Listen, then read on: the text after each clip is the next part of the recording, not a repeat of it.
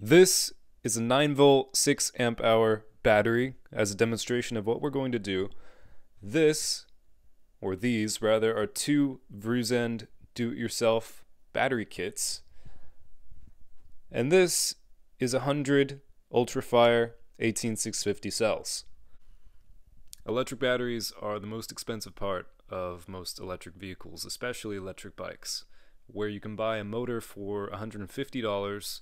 An electric bike battery often runs between $200 and $400 new. So, how do you build your own? You can always use lead-acid batteries, but they're heavy as heck. Lithium is definitely the way to go as it lasts way longer, but it is a little bit complicated to build yourself. Until now, I'm going to show you how to build any size battery you want out of these 18650 cells and use them for any project you like. Here we go. So I'm not sponsored by any of these companies in any way, but this is truly the easiest way I believe there is to assemble your own battery without needing skills. And I'm going to show you just the right rows, the right order to put those batteries in, how it works, and overall guys, it's really simple and I'm excited to show you. So first of all, of course, we're using the Verizon battery kits, and I'm putting the link in the description to where you get these. But basically, these are just plastic pieces that fit on the positive and negative ends of 18650 batteries. Then, using these little bolts on the end, they bolt to each other using nickel plates. So instead of having to weld nickel plate together, you just bolt all these batteries together and they link together just like Legos, practically. So you just need to basically create rows of batteries and assemble them in order, and then add a BMS, which is a battery management system, and I'll show you exactly how to do all of that in this video. The battery I'll be building today is a 72 volt 15 amp hour for my electric moped, but we're just going to show you with this little battery I built just for practice how exactly this works. So with batteries, there's two types of connections you can make without blowing anything up. First of all, there's series and then there's parallel. Series and parallel are basically the order in which you connect positive to negative electrodes on a battery.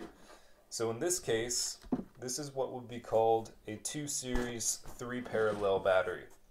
So a parallel circuit basically increases capacity. So these 3 cells on each side are linked in parallel. It's still 3.7 volts, which is the original voltage of each battery. However, it triples the capacity because it's using that same number of voltage from all 3 batteries at once. However, if you wanted to increase voltage as well, you would add another row of batteries in parallel, and you would make what's called a series connection, where you connect only one set of positive and negative electrodes, and basically the positive electrode on the end of one of these rows, which would be right here actually, becomes the positive end of a bigger battery, and then the negative on the opposite other end of the whole setup, which will be here, becomes the negative end of the whole battery. So now, fully charged, this thing runs roughly at 9 volts with 3 times the capacity of a normal single 18650 cell. So what we're doing with a 72 volt battery is basically the same concept. If I want 15 amp hours and each of these cells runs at about 3, I need a row of 5. But then to get the voltage of 72 volts out of 3.7 volt batteries, I need 5 in a row and then 20 rows of 5. And we just bolt these plates down to connect them all together. They connect like Legos, there's no welding needed. So I'm going to build that pack, then show you the next step. So I just got my BMS circuit board out of the mailbox, but we'll get to that later. And like I said, we're just making rows of batteries. So I'm going to need 20 of these things. I'm going to need 20 of these, and then I'm going to bolt them just like this on the edges. And then we will make the series connections. So for the series connections, you're going to want the rows to be alternating.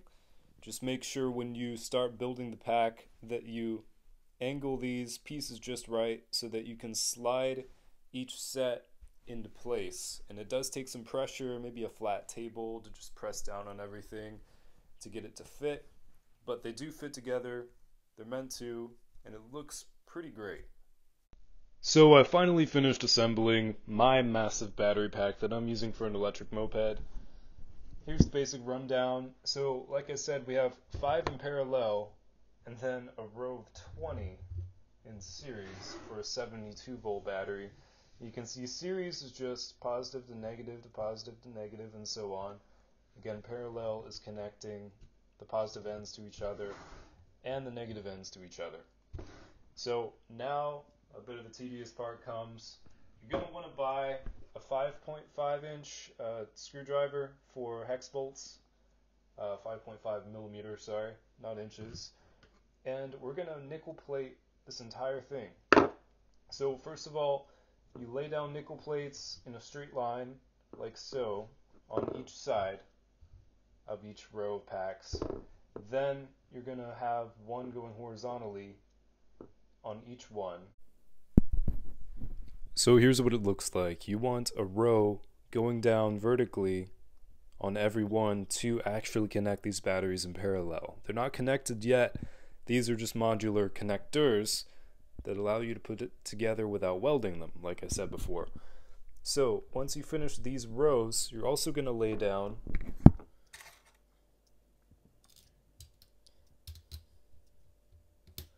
a bunch of sideways plates, and you're going to want to do these to handle a high amperage.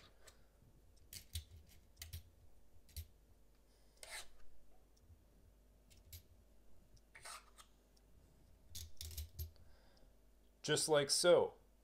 And then you do that for every pair. So you don't do it on this line, but you want this pair to have that same setup.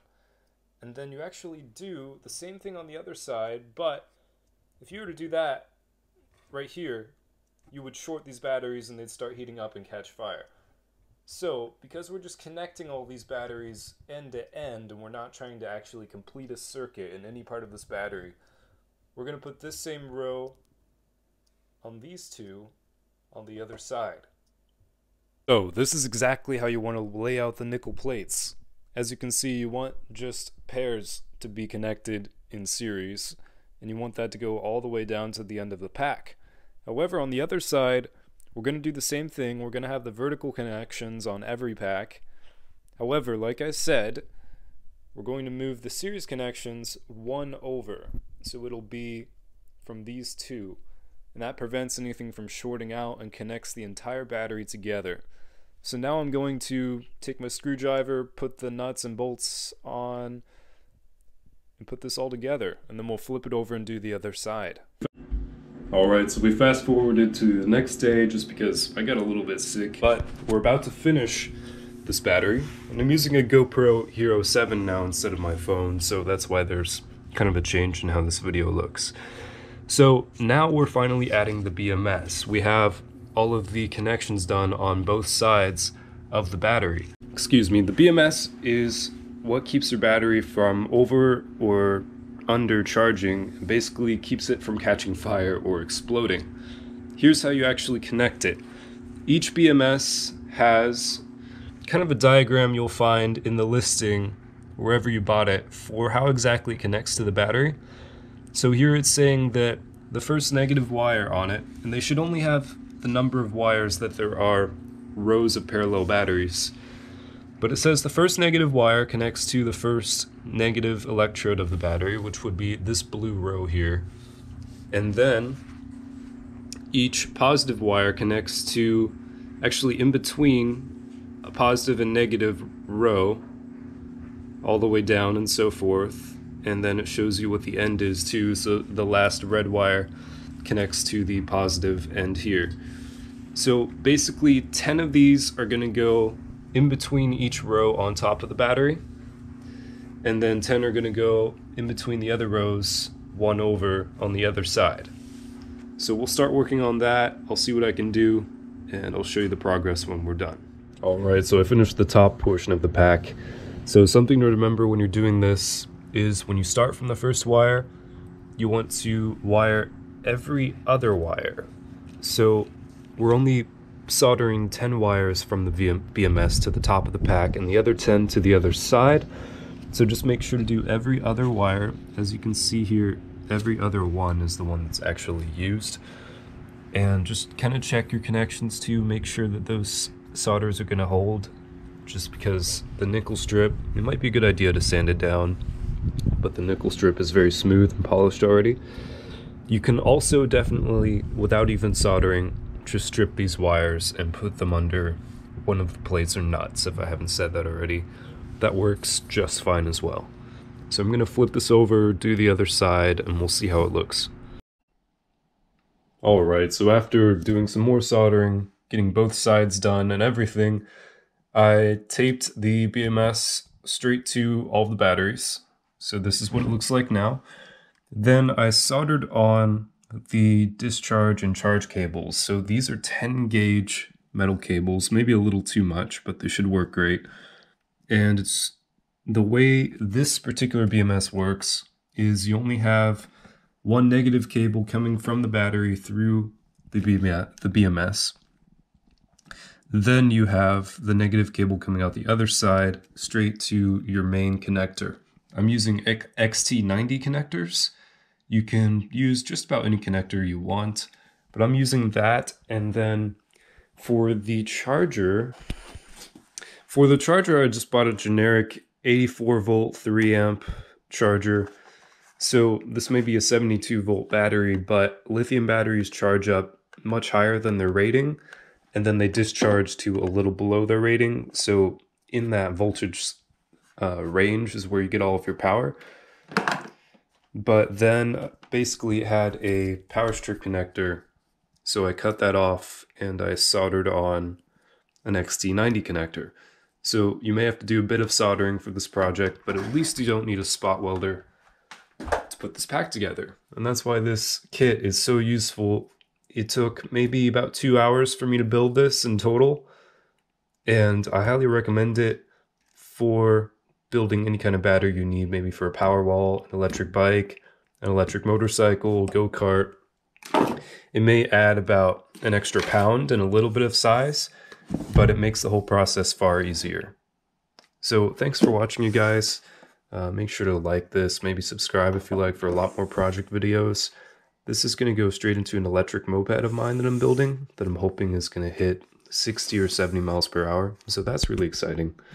But I'll see you guys around.